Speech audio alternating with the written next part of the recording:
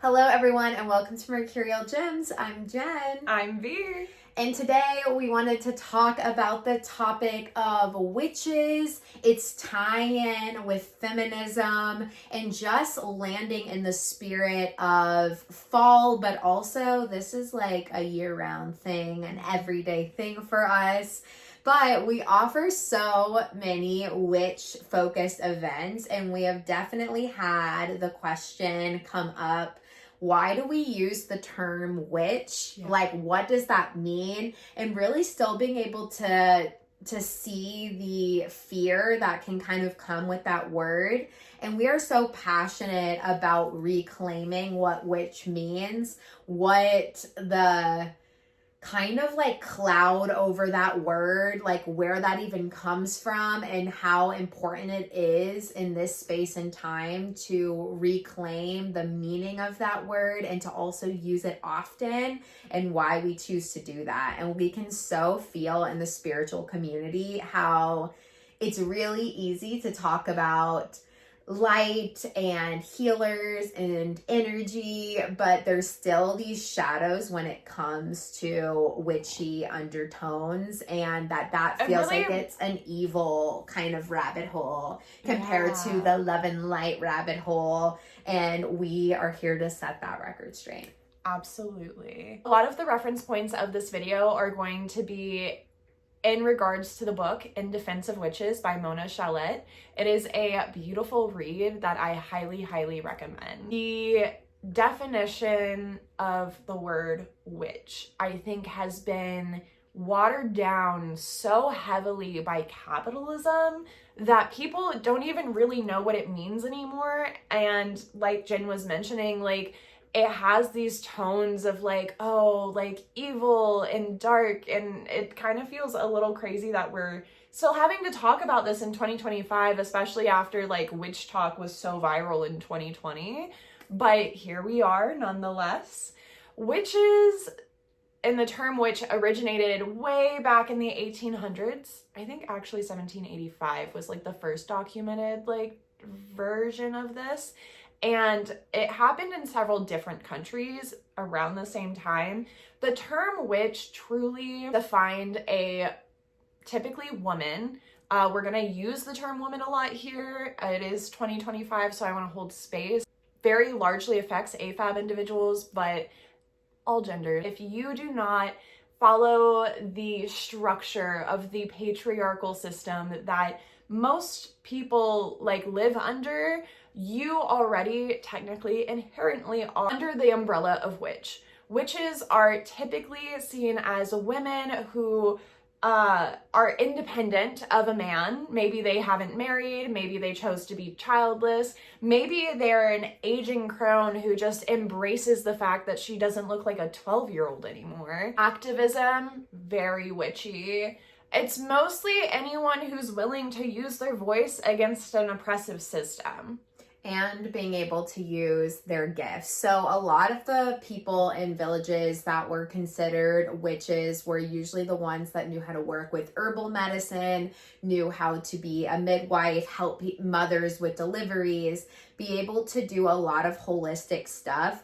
And surprise, surprise, a lot of the big issues of starting to put the evil like undertone layers was all propaganda to really drive business towards the more medical establishments, which were gatekept by white men primarily, who were looking to drive a lot of the money towards themselves, wanted to be able to control the system structure. And you have to keep in mind that in these early days, like, only education was so inaccessible for most people. It was not mandated or regulated. A lot of people didn't even have access to being able to get an education. It has taken so many big movements to let people of color, to let women, to let any other minority archetype go in for education. It was literally a white male dominated access thing. And I mean, honestly, still is not completely off. It's just been more regulated than what it was.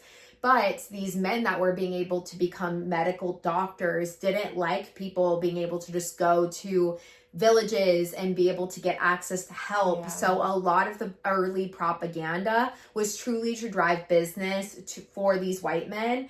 And it is insane when you learn the history. Like, In Defense of Witches painted the picture perfectly. When you learn the history of how they slowly started making it more and more scary to go to these women for help, that they even started mass killings of women. These are actual women, and they started mass killing them so that they could end up getting the profit, they could get the respect, and they could get the business going towards them and completely eliminate any competition or something that wasn't going to keep them in that line of power. Which is where the witch hunts come in. And I also want to throw out there too that most medicine women weren't charging an arm and a leg for like the medicine. Like, people often would come receive the healing they need and would leave kind of like an offering or an exchange.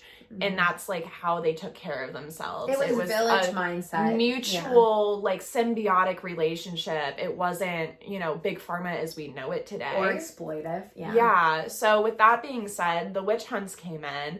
And this is where, you know, they started rumor, mass hysteria over the evils that these healers truly were doing. Because if you could kill them off, eliminate them, make them unreliable or untrustworthy, then of course people are going to start going to their private practices. And if people are scared of these people, they will also stop being outspoken and breaking system structures. Yeah. So another big archetype that got targeted in the witch hunts was not just these women offering medicine. It started being anyone who was really outspoken, who was like owning their confidence, coming off maybe sensual and empowered. That started being targeted. Loudness became targeted.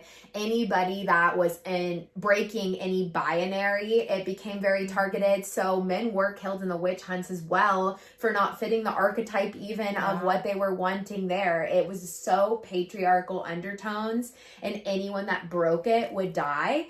And the other sad part was it was a lot of aging women, like you said, and aging women became like just immediately worthless. And so when we see the undertones even in today's times of ableism and ageism, where like there's only one archetype that of women that actually get respect and looked at, and it's the quiet, more fragile, more innocent kind of archetype, that is still the undertones from this exact period of time that we are discussing. Truly, what the message was sent was either you use your voice loudly and we're potentially going to be basically used as public slaughter, to then send the message to the remaining women and just outspoken individuals of society that you need to make yourself smaller, you need to be submissive, you need to just fit the mold so you are safe.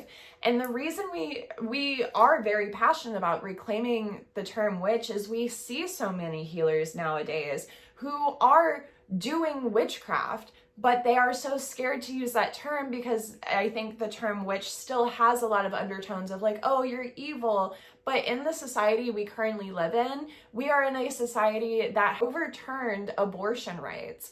We are currently fighting for women's right to vote still. It's the healthcare, and yet people that have these healing gifts are still being put into boxes or not being able to like as loudly claim their stuff because there's still these blocks.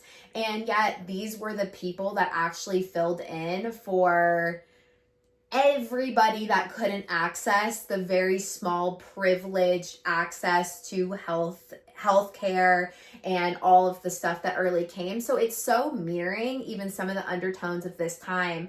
And when you study like the history of the witch hunts, they started not here in the US, but they eventually came here. We all know like what happened in Salem. They originated in Germany, but it was the same undertones. Yeah. It was the same undertones of these wise women and, you know, older souls who were deeply connected to the land, to their practice. Like, there is still spiritual undertones. People would go to tarot readers and palmists and all these things, like there was systems before science was what it is today that were deeply trusted and rooted in society until capitalism came through, until the patriarchy came through in many different countries. We all know the Salem witch trials. I think almost every American has read The Crucible. It was something that like was semi like addressed in The Crucible, that like not every person on trial was actually doing like this dark magic that they're like hanging people for,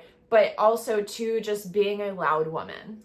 Yeah, and no one was really doing dark magic at all. It became this umbrella of anyone who didn't fit the mold of the exact society they were shaping. And that could have been partners to people that did healing work. And it's the whole spectrum of the groups that still to this day have undertones of just being so easily put to the side, so that one all-powerful white male gets the dominant system of structure. And it's very important to understand that history is also very tied in with the church.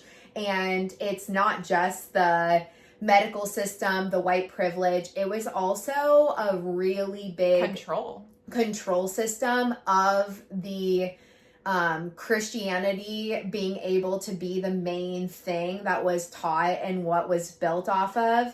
Even though in that space there has also been so much exploitation, it was used to justify really terrible violences. And even in today's time, it still gets used in that way, as we can see with our current president, and how the actual darker evils can be very connected in with things that appear to be all loving and then used as justification. The Bible verses that can get thrown that actually end up putting people into further boxes. And it's also used to justify a lot of like perpetual violence. And I want to talk about, after the Salem trials that happened here, it took years and years of history with propaganda still being spit out of like the evil witch, and like Disney characters is always the villain. They just put a lot of cartoons and movies that always kind of shadowed the evil archetype of the witch.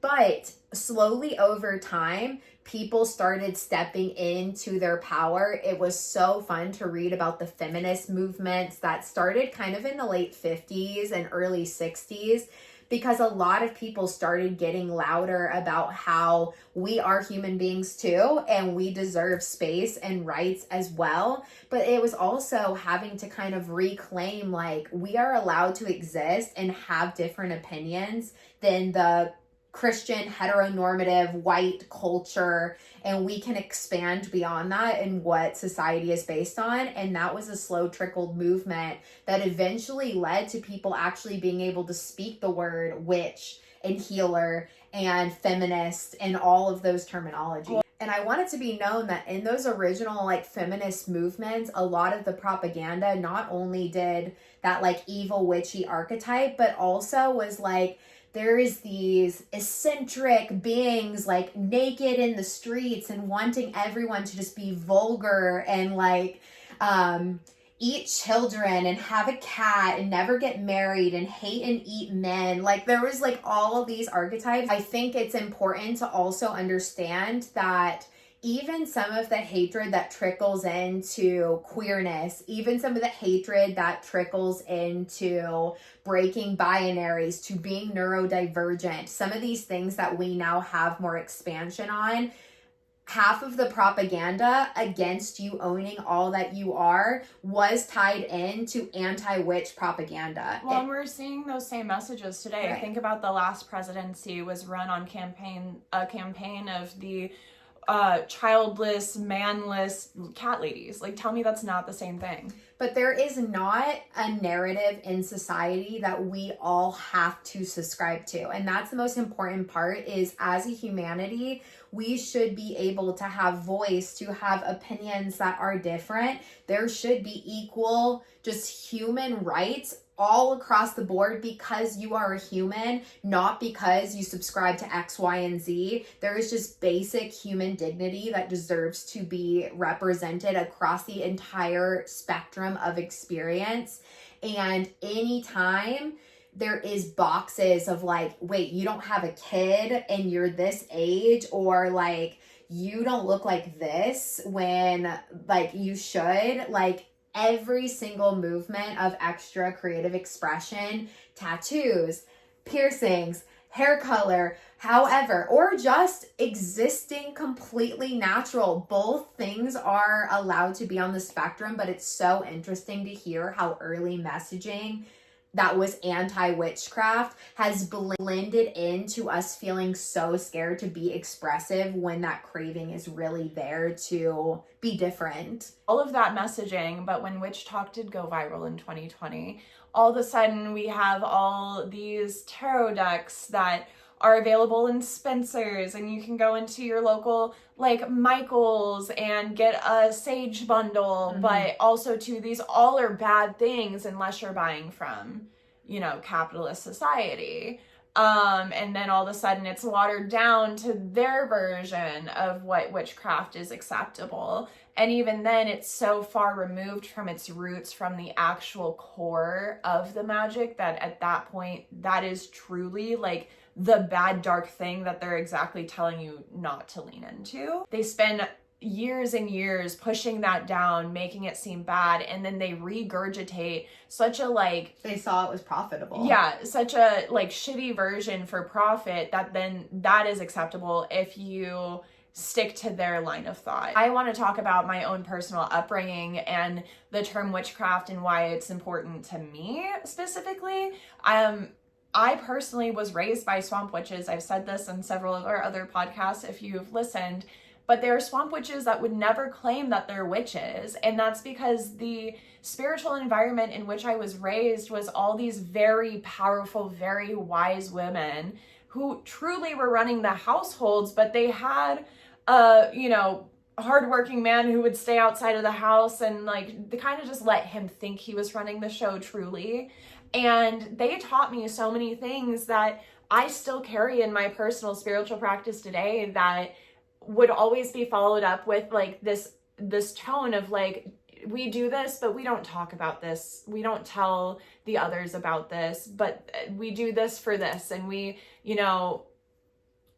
reset our wards every month so that evil spirits don't come in, but we don't talk about that with normal people. That's not safe to do. So it has been incredibly empowering over the last several years to be able to have a full-blown conversation with you on the internet about these things, and that like coming out of the broom closet almost. That I love when you say that. Thank you.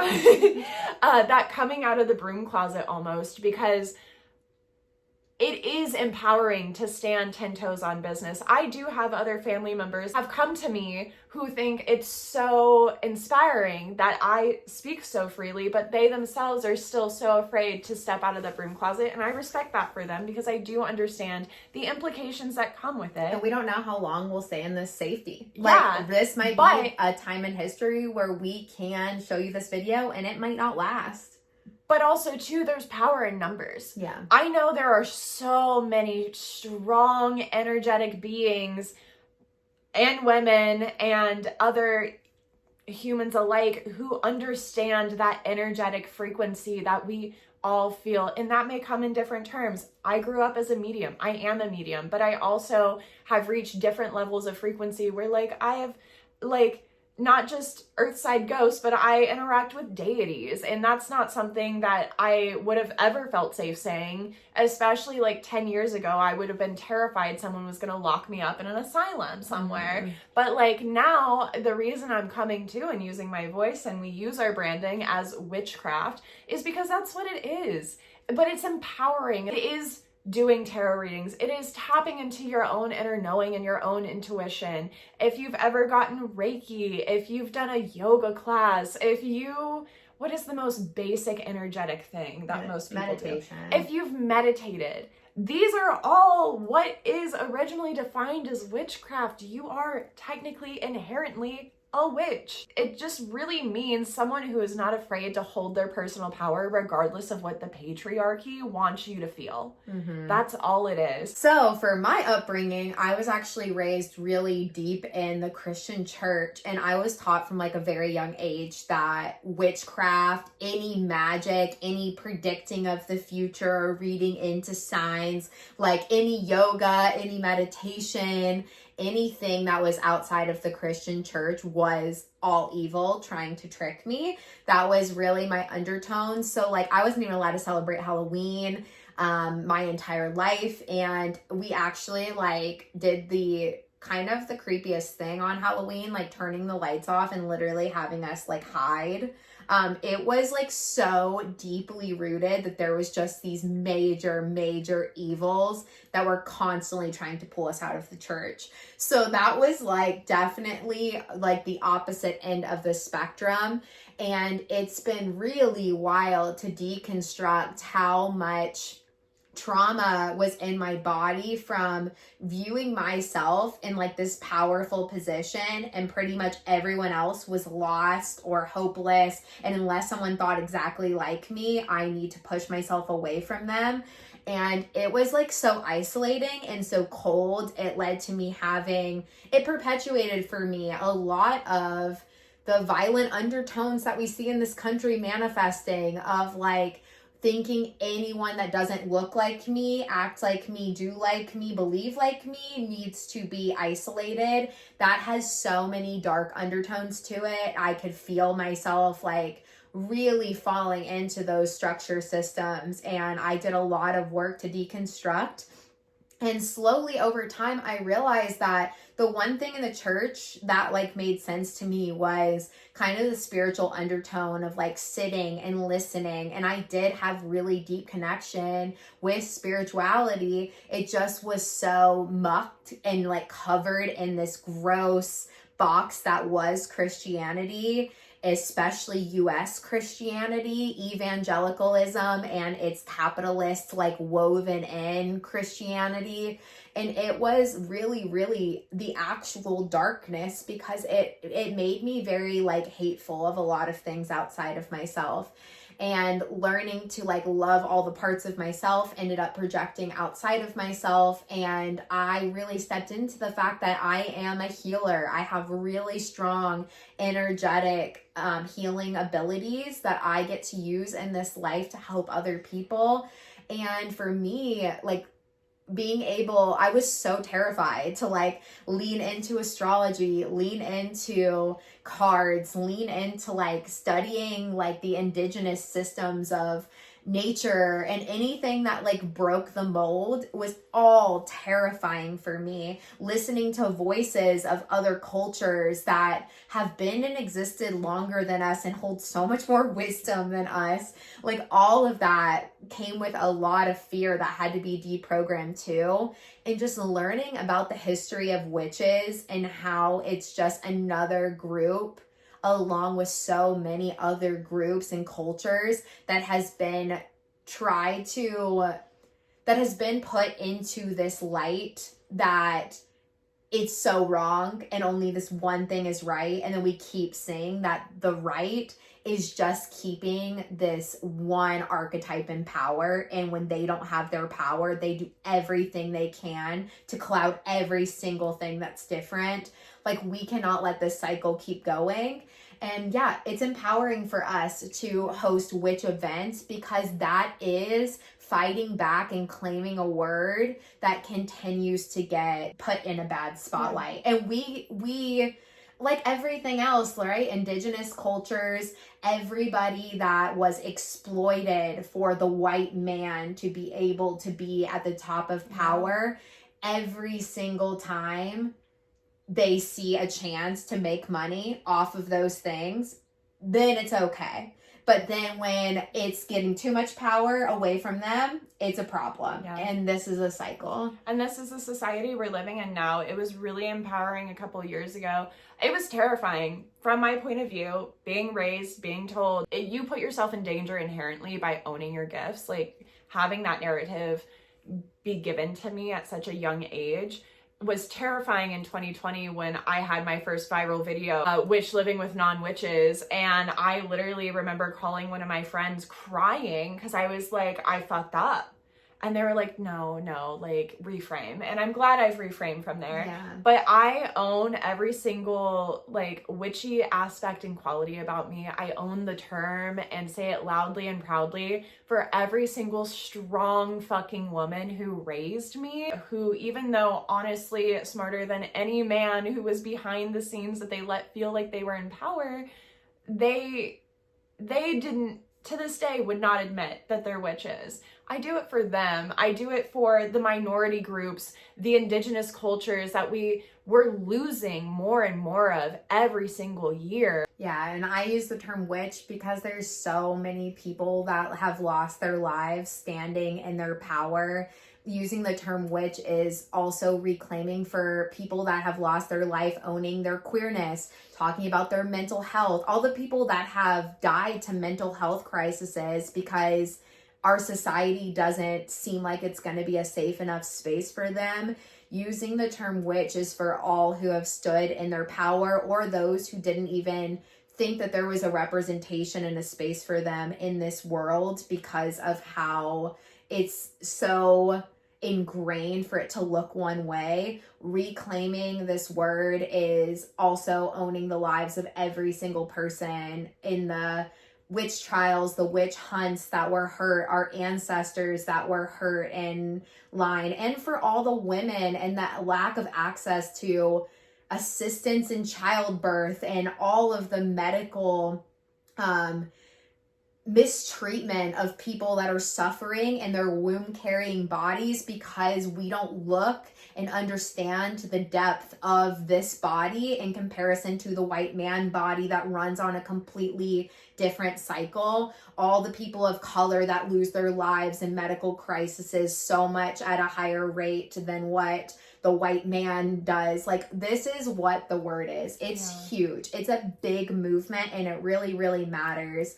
And I hope that this video has helped you piece together some of the importances. You mentioned specifically Christianity and Christianity's hand in all of this, but I want to hold space for my lineage, which is that Catholicism is right there with Christianity in this, and they have just as much of a part to play in witch hunts as Christianity did. For me, I have very deep Irish roots, so I can tell you that I have a lot of Irish Roman Catholics in my family. I also have a lot of broom closet witches that are in the Irish Roman Catholic faith because there's, again, that lack of sense of safety. Thank you guys so much for sticking with us and learning with us and standing in your power with us. Let us know down below what your thoughts are on all of this. If you have something to add, we always love a good group discussion. With all of that being said, October 2025, and honestly every October, Jen holds a witch retreat, and we are holding one this year. There are a couple spots left. If you want to check that out, it will be linked down below. And honestly, we're doing tons of witchy stuff in October, so just check out our website and we'll see you in the next one. Bye. Bye.